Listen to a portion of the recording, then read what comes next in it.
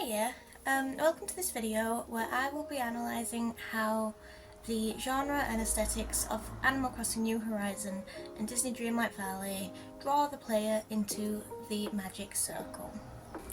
So, what is the magic circle? Well, the magic circle is the area within which the rules of the game apply, a special space ideally, but not necessarily dedicated by the rules within which the play occurs. So to be more specific, the magic circle is the place where the player is immersed within the gaming world and it makes them want to carry on playing. So if you aren't aware of these games, so Animal Crossing New Horizons is the latest of the Animal Crossing games by Nintendo for the Nintendo Switch. There are 7 Animal Crossing games in total across the Nintendo 64, the DS, the 3DS, the 3DS again, the Wii U, and the mobile. Although Animal Crossing's first title was Dobutsu no Mori, which in English translates to Animal Forest. So the premise of Animal Crossing New Horizons is that you buy this travel package from a very innocent raccoon called Tom Nook, who's definitely innocent, definitely not the king of capitalism. And when you get to this retreat, getaway, it's not exactly what you've paid for. You're living in a tent and you basically have to forage the materials and build it up from scratch yourself. I'd want my money back, really. You have to name this place, and as creative as I am, I'm not very creative. So much, I called my island Pontefract. Why not? So now moving on to Dreamlight Valley, that's a standalone game by Disney that was released on early access on December 6th, 2022 and fully released last December with a expansion pack for A Rift in Time. And according to the game site, a hybrid between a life sim and adventure game, rich with quests, exploration and engaging activities featuring Disney and Pixar friends both old and new. Once an idyllic land, Animal Crossing brain, Dreamlight Valley was a place where Disney and Pixar characters lived in harmony until the forgetting. Night thorns grew across the land and severed the wonderful memories tied to this magical place. With nowhere else to go, the hopeless inhabitants of Dreamlight Valley retreated behind locked doors in the Dream Castle. Now it's up to you to discover the stories of the world and bring back the magic of Dreamlight Valley. And as it says, as you play the game, it becomes more of a, this is an imaginary land inside your head, and you left there, you grew up, and this is you coming back. And it's clear from dialogue with characters when they're like, oh my god, you returned. And I won't go into more of that because that is a bit of a spoiler if you don't play it and you want to.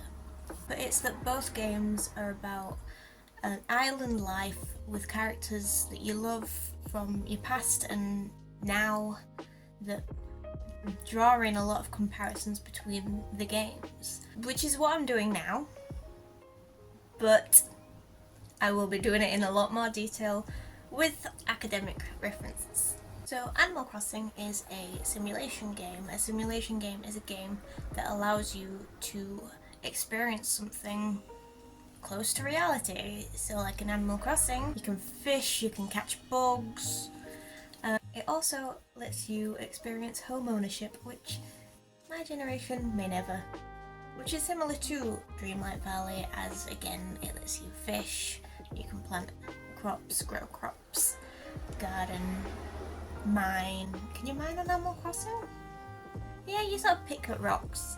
Although, as stated in the introduction, Dreamlight Valley is also an adventure game. But what makes it an adventure game? Do you go on quests, solve puzzles? Like, yeah, that's literally the game. Yeah. Dreamlight Valley is incredibly quest heavy, which some may see as a downside, especially if you go into the game expecting Animal Crossing. Quests are to find characters, to upgrade your friendship levels with these characters. There are quests that involve new ingredients for Emmy's restaurant. There are sometimes weekly or daily quests from Wally, the adventurous little robot. Just lots of quests. So digging into what genre actually is, Dominic Arsenault explains how genre massively links with the aesthetic of the game, which is why we're comparing the two of them. Two games may fit in the same genre and fit sort of a criteria of the genre. It's the little differences that stop the games just being the same game. So within these games, like, yes, the simulation games, because in both you can grow things, you can fish, all that simulation stuff. However, with Dreamlight Valley, you're using magic tools, and there's a lot of use of magic around this foraging that makes it different to Animal Crossing, and it's the adventure aspect, but not important. It is important, but not right now. Eganfield Nelson describes how the mechanics of the game do actually depend on the genre. I mean, obviously you need like your buttons to line up with an action that fits the genre. So what he said in Understanding Video Games, the book that he wrote along with other people, there are 3 areas that sort of play into genre. So the rules go into genre, so limitations of your character, of the non-playable characters. So in both games you can dig, you can go to the shop and buy things, you can customize your character, and you can travel. The differences: Dreamlight Valley, you use magic to travel. Within Animal Crossing, you go to the airport and you get Wilbur, who is an angel and very cool. He's a very cool dude. Both games allow multiplayer interaction, multiplayer playing. Characters, or other people's own characters will come to your island or you go to theirs. Although in Dreamlight Valley this is a very new feature, whereas Animal Crossing, this is a feature that's been around for quite a few games. Both games have reward systems for daily tasks. Animal Crossing, you get Nook Miles, which you can redeem for furniture, special things, so like Mario themed things. Dreamlight Valley, you've got Dreamlight for daily tasks. You've got seasonal events where you get specifically named tokens that you can redeem for clothes, makeup, character modification. Moonstones, you get money, and you get a variety of stuff with it. It's the geography, which is more than just location, it's where you can go, what you can see. So Animal Crossing and Dreamlight Valley are both 3D third-person games, so that's the drawings are 3D. You can sort of see not just a flat picture. Third person is you can see the character rather than the camera being like what you see with your eyes, like Phasmophobia, for example. But then I'm from the north of England. This is a yokai. Oh! Cheers! What did I get? Orbs. How many people No! Don't go without me! Don't go without me! Oh, she's in ghost orb, yokai, there we go. No! No, I'm trapped here forever. Now I'm the ghost. No scroll on the game, so like you see the area that's around you. Although this could change if you're taking photos. If you take photos with it, you can, you know, spin around and see more of a location. So exploration, where can it explore? And some games are exploration games, but every or most games have an exploration aspect to them. So in Dreamlight Valley there's also different realms. There's the Monsters Inc. realm, Ratatouille realm, Toy Story realm, and that's basically where you whoop the characters from. Mine! There's also, as I mentioned, the Rift in Time expansion. I haven't got that, I can't personally talk about what you get on there, but it just furthers the exploration. There is a plot to Dreamlight Valley that follows this. You sort of get parts of as you explore, but it's very spaced out when you get these cutscenes, and so it's not really relevant to the game. I mean, it isn't. Depends if you want the adventure aspect or the Animal Crossing Disney version. Animal Crossing is mostly just exploring your island, although you can redeem Nook Miles to go to different islands. If you've got an empty lot, you can actually find people to fill that house on these islands, and in the most recent expansion you can visit Harvey's island, Harvey being this really cool hippie dog. And that's where all the vendors go when they're not in the plaza of your island, not including the KK Slider, the Harry Styles of the Animal Crossing world. You cringe. He's only like visits on Saturdays and the odd Sunday.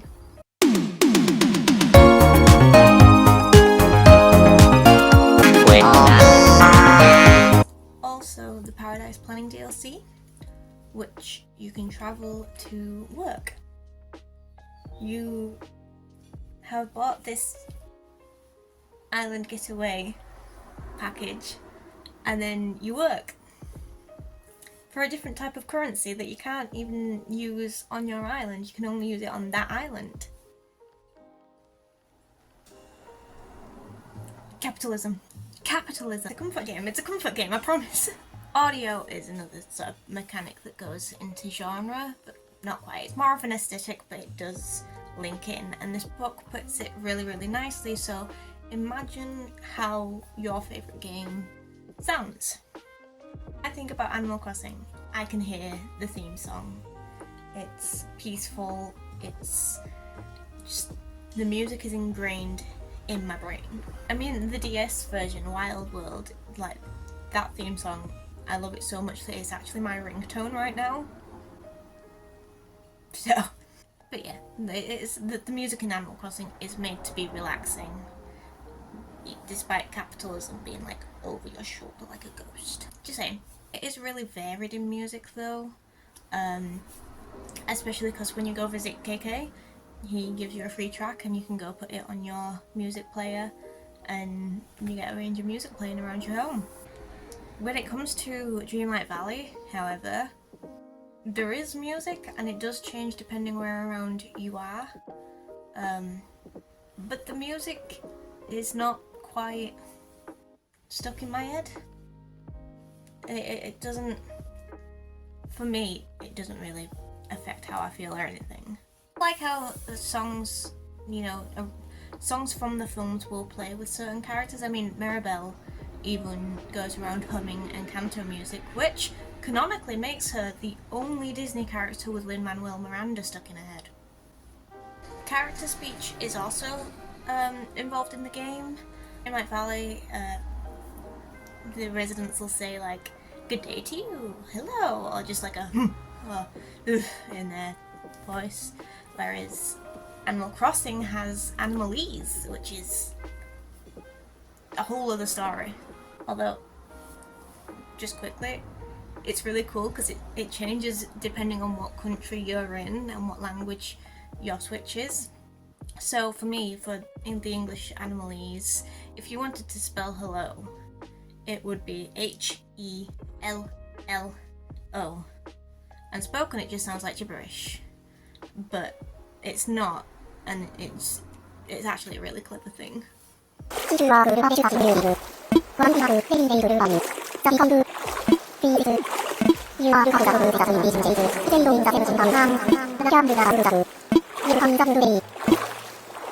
a little bit like the Yorkshire accent. It's like H-E-L-L-O. But that brings us now onto the aesthetics. Although we have spoken slightly about the aesthetics, like I said, it goes hand in hand. But it's the aesthetics of the game which brings the player into the magic circle. That's what affects how they feel. That's what makes them want to play more. It's their experience in the game, and it makes you want to play. What can I say? So while developing the game, makers think of MDA. Mechanics, dynamics, aesthetics. Mechanics of the game is like how it works. Dynamics is all the mechanics put together and what that looks like. And aesthetics is what the player experiences. And that's actually the last thing on developers' mind, even though it's the first thing players experience. Extra History have a really good video that breaks this all down, and I'll actually be referencing that in this video. So Animal Crossing, I've already mentioned how the music affects me, although it's just a personal thing how it affects me, and this is part of the aesthetic, because like film, game music is made to make you feel something. If it makes you happy, scared, relaxed, sad, if you're feeling something, the music is doing its job. And visually, although this is my opinion, Animal Crossing is just so appealing. The 3D animation of it is just so cute. And I don't know, maybe it's because I am just a proper little girl and I like cutesy pinky stuff and cute little animals. It's perfect. My one criticism though, no guinea pigs. Let's see what they think of that. We'll let them off though, because the hamsters are cute. I mean, look at these cheeks. What do you experience though? Apart from capitalism, you experience sensual pleasure. Duh, that's literally what I've just said. I just described. There's no stakes to the game. You don't even have a deadline to pay your mortgage. So, shut up. Like, don't listen to me being all capitalism. And that's abnegation, which is just a type of game that you play to pass the time. You can also, with the customization option with loads of hair colours, skin colours, loads of different outfits, you can express yourself. So you get a sense of expression, which is very important to me. But this, Dreamlight Valley is so similar to this. You can express yourself, you can have abnegation, you can get sensual pleasure. It's still quite cute, be it slightly more realistic, but in a sense where you share with a cartoon mouse. So Dreamlight Valley also dives into fantasy, as you can be magic. You are magic. You can't be magic, you are magic. Some discovery. Like I said, some games are discovery games, but not this one. But there's a little. And I did just want to put a couple of fan quotes here. Valley subreddit. Speak Daggers loves how it snows in the Frosted Heights area of Dreamlight Valley, while it rains in other places. They love the changing music and even the little critters, the little animals that you can interact with, which includes a capybara.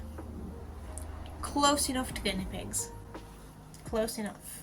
Another reply, an anonymous one, says, the peacefulness of the game, sometimes you just want to grow pumpkins with a robot or cook with a rat. And from the Animal Crossing Reddit, Mr. Fitzworth says they like how lighthearted the game is, it's stress relieving, and Saint Shenanigans loves how you can modify your town, you can hang out with cute animals, and the only real goal is to get out of debt.